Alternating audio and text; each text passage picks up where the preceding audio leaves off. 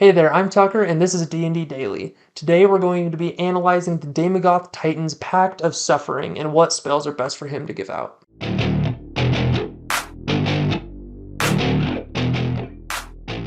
So, for those of you who don't know, the Daemogoth Titan is a new demon from Strixhaven's Curriculum of Chaos, and it is going to be the advanced form of the Daemogoth. We made a previous video about the Daemogoth and its Pact of Pain, so make sure to check that out before you watch this video if you want to see the previous level 1 through 3 spells that are still good.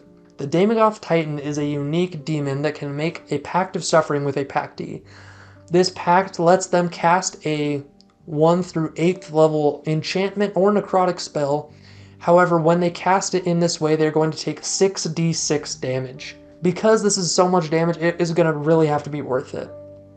And again, this is going to use intelligence as their spellcasting modifier. So for non-intelligence characters, we will really have to be careful of not picking attack or saving throw spells unless they are really good. The Daemogoth Titan has the range of 4th level to 8th level to give his pact spells, and he is going to want his Pactees to use these spells a lot because he's going to feed off of their pain. So after that, let's get into it, starting at 4th level spells. Of the 4th level spells, I actually really don't think that there are any spells that are really worth it for this pact. I think Dominate Beast might be one of the only ones, however, it is going to be situational, so this is probably not going to be worth the Daemogoth's time. He would probably rather give another spell. Moving on to 5th level spells, I think the first one that stands out to me is Dance Macabre. It is going to be a great spell for getting a meat shield. It doesn't have a save or ability score is going to be necessary for it. And the damage you take is definitely made up for by the summons that you then control on each of your subsequent turns. Next is Dominate Person. Dominate Person is just too good not to put on here. The spell would probably get used a lot, like a lot, by high intelligence characters, but I think it's good enough that it would be used by low intelligence characters just to see if they could maybe land that dominated person if the target is really unlucky. Next is Hold Monster. I think Hold Monster is going to be similar to Dominate Person and probably about the same in that high intelligence characters are going to use it a lot, but low intelligence characters would probably still try it just to see if they could. Next is Raise Dead. Raise Dead probably wouldn't be used very often, and there are better versions of this spell that are also viable options like Resurrection at higher levels.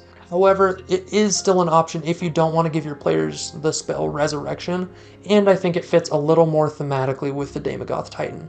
And lastly, for 5th level spells is Synaptic Static. Synaptic Static is just a great spell. Whether or not you have high intelligence, it could still be worth it just for the damage alone. And if anybody happens to fail, even if it's a low DC, the debuff of that is just going to be really nice as well. Moving on to 6th level spells, the only one that I think would actually really be good in this situation is Mass Suggestion. High intelligence characters would use it a lot. Low intelligence characters I could still see using it because of all the people that you can Mass Suggestion, someone is bound to fail the save. So it might be worth it just to cast it to get that one person suggested. This spell and how often the target uses it is also going to be very dependent on how creative and manipulative the player is. Moving on to 7th level spells, the first one that I noticed is Power Word Pain. Power Word Pain is great because there's no save, so low or high intelligence characters, it doesn't matter. All that matters is that you can guess the target's HP value. The other 7th level spell that I put on here is Resurrection. Great spell to give out. It might be a little too strong to give out, especially because it ignores the material components, so it gets rid of a little bit of that balancing there. And because this spell is an out-of-combat spell and is even more niche beyond just being an out-of-combat spell, it probably won't get used super often, and as such, it probably wouldn't be the Daemogoth's first choice to give out. The first spell that I noticed that would be worth it in the 8th level spells is Abid al-Zims. This spell does a lot of damage in a big area, so save or fail, it is going to do a lot of damage to a lot of targets, and it's almost always going to be worth it. Second is Clone. Clone is going to be one of the strongest spells you could give your players through the Daemogoth Titan's Pact of Suffering. However, I don't think the Titan would give out this spell often because you use it at most once every 120 days, pretty much. And in my opinion, that is not enough to satiate his hunger. And lastly is Power Word Stun. I think this might be the best spell that the Daemogoth Titan can give out. It is a no save, it is just an amazing spell. So high intelligence character, low intelligence character, it doesn't matter. This spell is almost always going to be worth it. The only dependency is whether or not you can guess the target's HP.